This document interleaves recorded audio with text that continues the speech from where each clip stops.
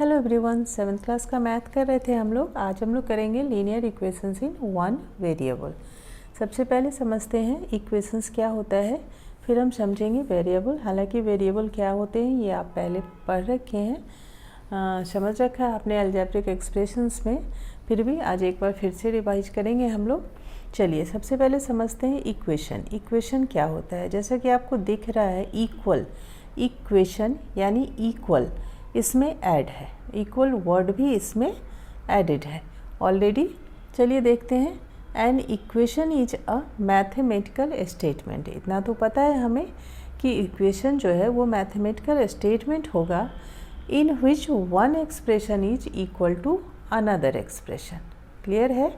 जैसे अभी हमने पढ़ा था अलजेब्रिक एक्सप्रेशन, तो हम उसमें कोफिशिएंट, कांस्टेंट और वेरिएबल्स का यूज करते थे, ठीक है।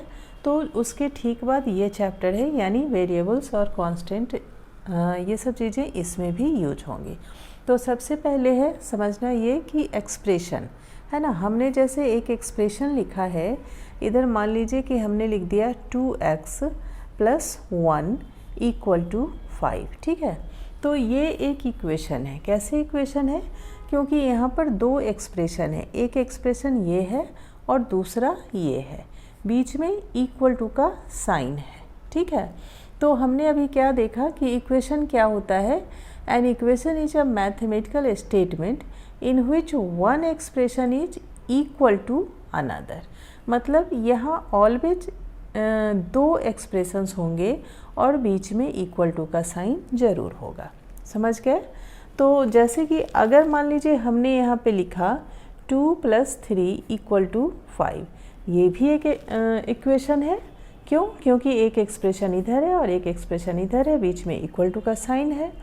तो इस तरह से all equations consist of a left side and an equal sign and a right expression, ठीक है, राइट साइड। क्लियर है। तो left side equal to right side, ये इक्वेशन क्या शो कर रहा है कि लेफ्ट साइड ऑलवेज इक्वल है राइट साइड के।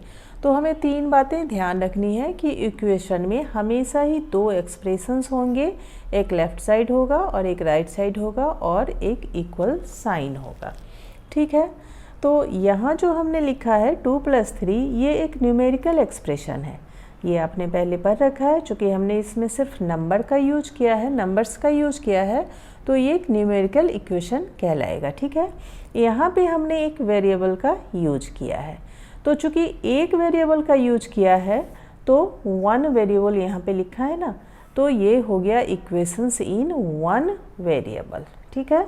ये है आपका न्यूमेरिकल वेरिएबल और ये है इक्वेशन इन वन, सॉरी, ये है आपका न्यूमेरिकल इक्वेशन और ये है इक्वेशन इन वन वेरिएबल, चूँकि हमने एक वेरिएबल का यूज किया है।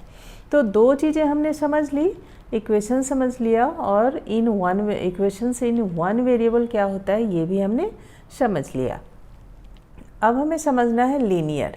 लीनियर इक्वेशन क्या होता है। तो a linear equation is an equation in which the power of the variables is 1। जैसे यहाँ पे x एक वेरिएबल है, ठीक है, तो इसका पावर जो है 1 है। 1 हम लिखते नहीं है, लेकिन चूंकि कोई भी पावर नहीं दिया तो इट मीन्स कि यहाँ पे पावर 1 है, ठीक है ना। मान लीजिए हमने लिख दिया 7a = 14, ये भी एक इक्वेशन है और इक्वेशन इन वन वेरिएबल भी है। और अब ये बनता है linear equation in one variable, है ना। चूँकि इसका पावर 1 है, यहाँ पे एक वेरिएबल का यूज किया है, इक्वल टू का साइन है, एक एक्सप्रेशन लेफ्ट साइड में है और दूसरा एक्सप्रेशन राइट साइड में है। मतलब ये जो टॉपिक हमने लिया है, ये जो चैप्टर हमने लिया है, ये चैप्टर की हेडिंग के जितने भी कंडीशंस हैं वो सारे इसमें फुलफिल हो रहे हैं ना। चूँकि दो एक्सप्रेशंस हैं और एक लेफ्ट साइड में है और एक राइट साइड में है, बीच में इक्वल टू का साइन है, तो ये बन गया एक इक्वेशन। एक वेरिएबल का यूज किया है तो इक्वेशन इन वन वेरिएबल हो गया, और चूँकि वेरिएबल्स पे पावर 1 है तो ये हो गया linear equation in one variable. Clear है। हमने आपको इक्वेशन समझाया। इक्वेशंस इन वन वेरिएबल समझाया और फिर लीनियर इक्वेशन समझाया। क्लियर है? अब इस पे बेस्ड जो भी क्वेश्चंस होंगे नेक्स्ट वीडियो में सॉल्व करेंगे तो ये चीज़ें आपकी और भी क्लियर हो जाएगी।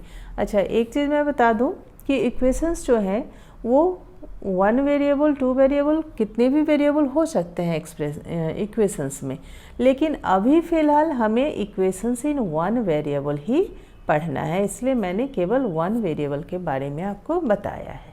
ठीक है ना? तो आज के लिए इतना ही, मिलते हैं नेक्स्ट वीडियो में। Thank you.